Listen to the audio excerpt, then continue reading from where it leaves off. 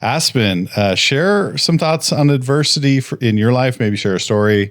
I think we'd all love to hear. I think one of the biggest takeaways or life lessons I had is like kind of learning to trust your gut and stand up for yourself. I had my daughter extremely young. And I mean, even to this day, I have people say, oh, well, you're young. It's fine. You'll learn one day. I hear that pretty often. I think one thing that I've taken is kind of learning to stand up for yourself, and also and as I've gotten older, it's when to not say anything too, and when to just let it go. But whenever you're a teenager and you're trying to parent and you're trying to figure it, I mean, you're growing up yourself still, and people are telling you all the different ways to do things. I think just eventually trusting your gut and saying, no, I think this is the right way, and this is what I'm going to do. I was in a relationship that was horrible relationship, and it was, well, but you have a kid together, so you need to get married. I'm like, I am 16 years old. So I stuck to my guns, and everyone in my family was telling me to get married. I didn't. And it was the best decision I've ever made in my entire life, was not doing that. And I think whenever you have these hard struggles and growth periods, you just learn to stand up for yourself and say, no, I actually do know what I'm doing. Now Logan's in high school. She's older than I was when I had her, which is crazy to think about. Surreal. Milestones right there. Yeah. It's crazy.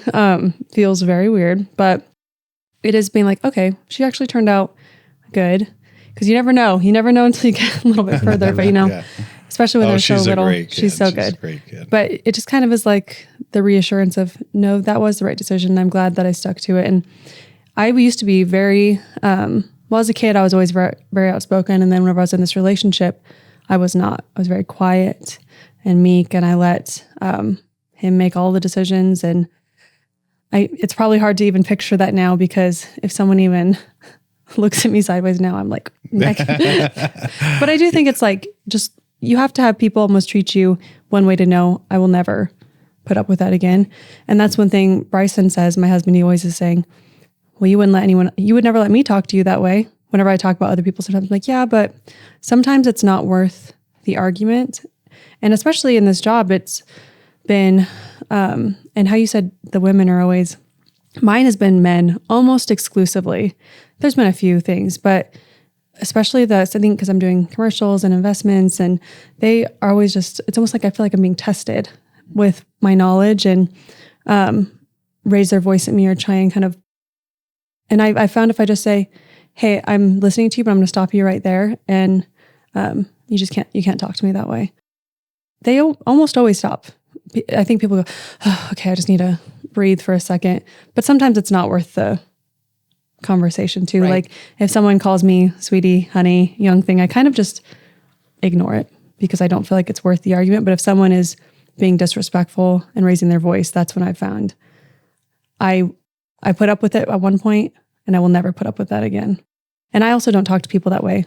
So I kind of expect the same that I give. Well, and you said something that was pretty interesting. You don't know what you really want until you've experienced what you don't want. Mm-hmm. And a lot of people don't realize that. So sometimes you just have to taste, like, I never want that experience again. Like that first relationship that you were saying. I mean, you look at you now, and it's almost quite the opposite with you and Bryson. Completely opposite. Yeah. I mean, so you have to experience in some degree what you don't want before you really understand, and it's very clear on what you do want.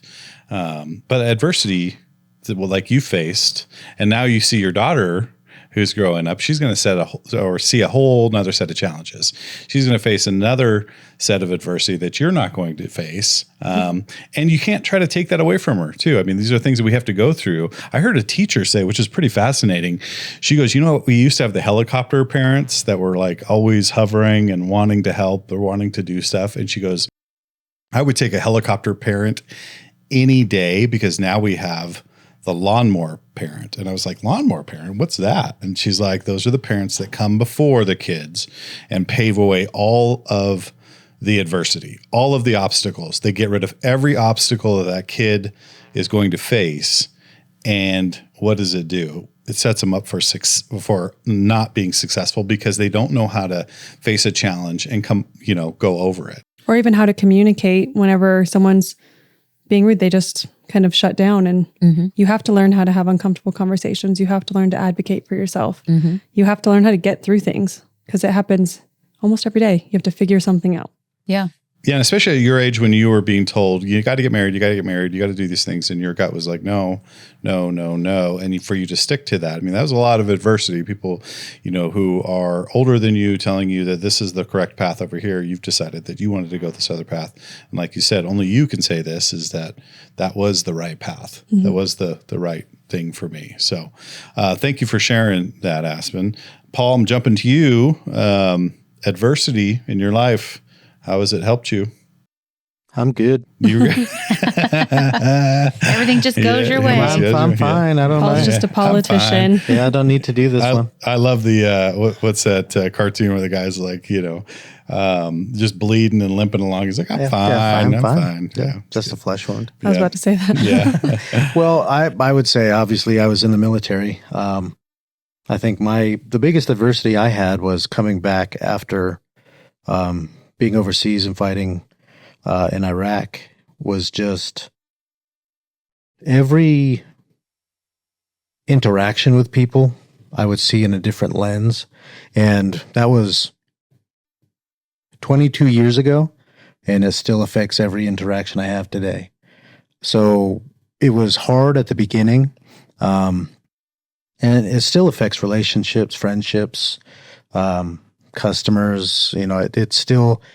It's like that friend that's always with you, the imaginary friend that's always with you. Good or bad? Good or bad, yeah. So I think it's definitely shaped who I am, good or bad. I think, some of the things that I deal with now is anger issues, impulse type things. One of the worst parts of it is I always want to punch something first. So I have to stop myself from doing that. But one of the things that is tough is like people should already understand what I'm saying. You know what I mean? I used to be so in the military. You say it one time, you say it one way, and people are supposed to jump. Or when you're fighting, there's finality in your actions. So coming back from that and being in the world where you have to say things two or three times, to me, or especially. Say things a certain way, or not try to offend somebody, or you sound overly aggressive when you're not. And those are things that I've had to definitely slow down as I've gotten older, especially slow down and think about things before I say them, before I do them. And I'm not perfect by any means, but I think that's one of the constant struggles. And the words that we use on that is, of course, PTSD, but it's harder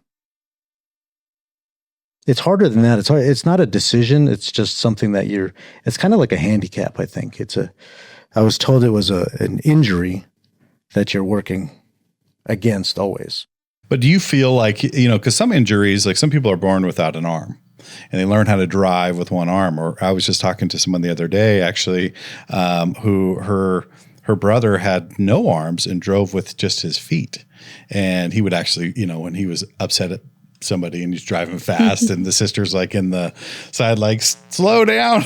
You're just doing, you flip somebody off with no arms. And so she was saying that he would do stuff like that. And we had a good laugh, but I was thinking to myself, he really compensated when you say you have an injury, you compensate in other ways. And that helps develop more strength in other areas. Do you feel like that's the case for you? Have you been able to use the adversity that you faced from the military service, from the war, into helping you deal with people that may be more difficult, or maybe making you more self-aware with how you communicate?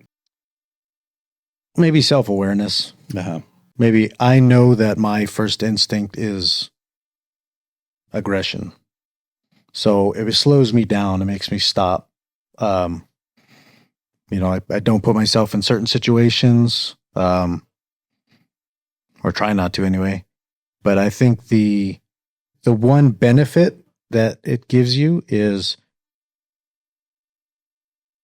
self-awareness. I think one of the things that people have or don't have nowadays is self-awareness. They don't know when they're acting like a jerk. They don't know when they're, doing things they shouldn't be doing. But that self-awareness, or, knowing that you've done something and then being able to go back and fix it later is another one. So I just look at the progression of you as an individual. I mean, 22 years ago, you wouldn't be able to do the career you have now. No. You don't have you'd have the discipline, but the self-awareness, the ability to communicate and deal with people, the ability to do these things has evolved because of the pressure and the stuff that you went through to a large degree back in the early 2000s.